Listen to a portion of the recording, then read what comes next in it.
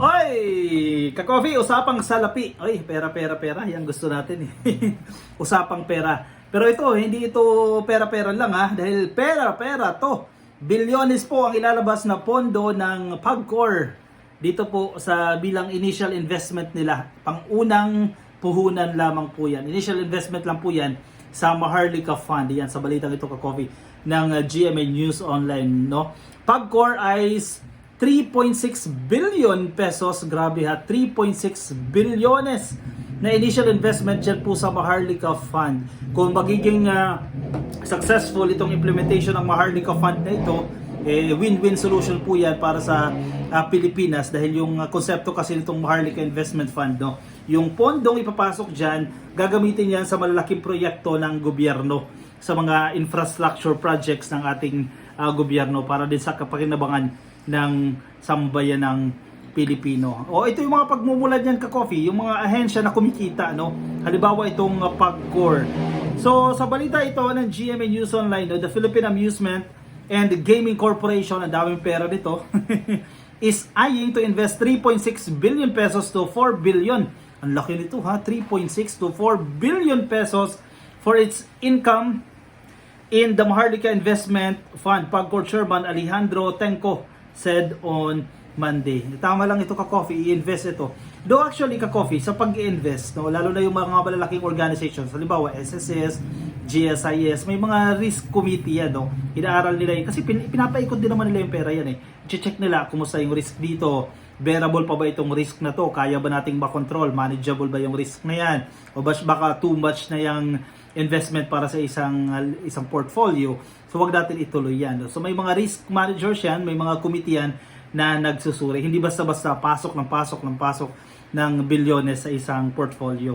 Tenco said PAGCOR's legal team was studying in the corporation if the corporation can take a portion of the 50% of its income remitted to the national government as a contribution to the MIF. Kasi importante din naman talaga na may perang pumasok dito sa MIF para may mapaikot. Meron na itong seed funds, no, o initial capital, no, na magbubula sa ibang mga ahensya ng gobyerno, pero importante din kasi may mga pumasok na investors dito eh. Parang nagninegosyo ka lang din dito ka-coffee, no. Importante syempre, it makes money to make money. Tama ba? It needs money. It requires money to make money, no. Kailangan mo ng pera para gumawa ng pera. The law creating the MIF seeks to tap state assets for investment opportunities in hopes of generating more government funds to finance public services. Napakayaman ng PAGCOR.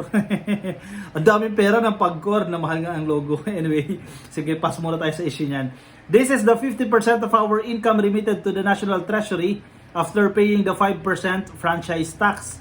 Let's say PAGCOR's income reaches 10 billion, less 5%, that will be the base of the 50% na inire-remit po nila sa National Treasury according dito kay Tenco. Imagine, tutubo rin naman yan eh. Pinapaikutin lang din ito ka-coffee, no? Doon po tayo sa 50% na yon. Humihingi po kami ng clarification kung pwede na doon kami kukuha na may invest sa MIF. So ang 10 billion, estimate remittance lang po ito for 2024, we can contribute 3.6 to 4 billion for the MIF. Kasi nga, doon sa kita nila, aalis sila ng 5% na franchise tax, and then kalahati po nun, 50%, yung nakikita nilang ipapasok nila dito sa Maharlika Investment Fund. Actually, yung mga government agencies dito, no, syempre, pakitang gilas din sila kasi pet project ito ka-coffee. Ito sa mga initiative din ng ating presidente para pondohan ang mga malalaking proyekto ng gobyerno. At batas ito, and they have to comply. Under the law, we can invest a certain percentage of our retained earnings. If the Department of Finance would not be content with 3.6 billion to 4 billion, we will seek clarification if we can invest a certain percentage of our retained earnings to the Maharlika Fund. Bago lang ito ka-coffee. Dahil bago ito, marami pang dapat aralin dahil bawal, ito pwede, di ba? Kinakailangan matukoy yan, lalo na po yung issue ng social pension, yung pension ng mga uniformed personnel, ng mga manggagawa natin mismo, SSS, GSI, syempre yan yung mga naging hot issue sa deliberation nitong Maharlika Investment Fund. So dapat ma-implement ito ng maayos dahil maabuso. Bilyones kasi ito ka-coffee, no? In fact, meron na rin mga investors mula sa ibang bansa na nagpakita na po ng interest na pagpopondo o pag-i-invest dito sa projects na ito, itong Maharlika Investment Fund. No? Nag-show na sila ng interest na they want to invest to this Maharlika Investment Fund. The initial funding for the MIF would come from the Land Bank of the Philippines. Yan, napakaraming pera din yan. 50 bilyones po yung manggagaling dito sa Land Bank. In fact, no, sa mga previous hearings dyan sa Kongreso, may mga pondo po itong Land Bank na hindi napapautang sa mga magsasaka. Kaysa nakatenga lang yan, ipasok niya sa Maharlika Investment Fund, no, para mapaikot yan sa mga malalaking programa ng gobyerno. Magpupondo rin po ng 25 billion pesos ang Development Bank of the Philippines. Ito, mga maraming pera ito, mga nagpapautang ito . At ang national government naman po ay 50 billion pesos din naman yung kanilang ipapasok dito. Ang daming pera dito, no? The national government contribution would come from dividends of the Bangko Sentral ng Pilipinas and its share from the income of PAGCOR, among others. Last July 25, Finance Secretary Benjamin Jokno said MIF would be operational by early 2024. Bago lang kasi ito ka-coffee, kakabatas lang po ito, kakapasa lang po ito sa isang batas. Siyempre, marami pa pong dapat asikasuhin dito, implementing rules and regulation, yung administrative body, at yung mga support staff na mag-aayos dito. Siyempre, hiring ng mga personnel, kinakailangan din po yan.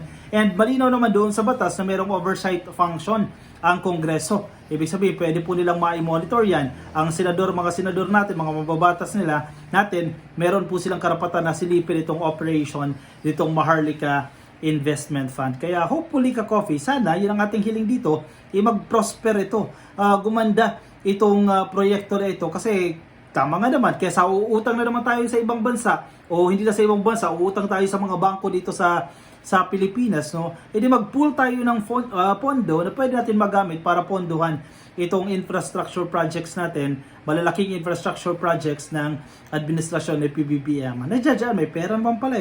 Edi yun ang ating gamitin. Yun nga lang, syempre, ang pangamba ng taong bayan dyan, baka makulimbat, o baka magamit, huwag po kayo mag-alala, walang control ang presidente dyan. Kasi ang unang binabato nila, baka may control si PBBM dyan. Yan mga bintang nila, mga allegations sa Manila, huwag kayo mag-alala, walang control ang ating presidente dyan sa MIF. Though isa ito sa mga kanya naging prioridad na maisabatas itong Maharlika Investment Fund. Magtiwala lang tayo ka-coffee dahil sinasabi ko nga ito noong isang araw no? Napakalayo na ng agwat ng mga kalapit nating bansa when it comes to progress.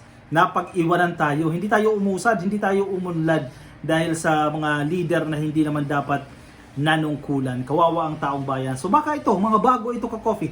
Ang problema kasi sa atin, pag may bago, though common naman yan, sinasabi naman ng science yan, kapag may bago, kontra agad. Lalo na kapag limited yung kaalaman mo sa isang bagay, kukontrahin mo na agad yan.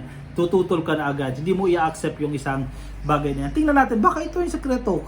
Baka ito na yung paraan para umasenso kahit pa paano umangat yung Pilipinas. So bigyan natin ng chance ka-coffee itong Maharlika Investment Fund. Anong say mo? I-comment ang iyong opinion at reaksyon dyan sa ating comment section. Lakas na ng motor.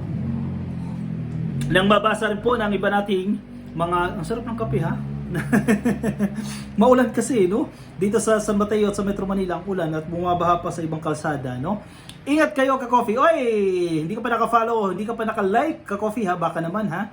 Diyan sa Facebook, i-click lang po yung follow at like.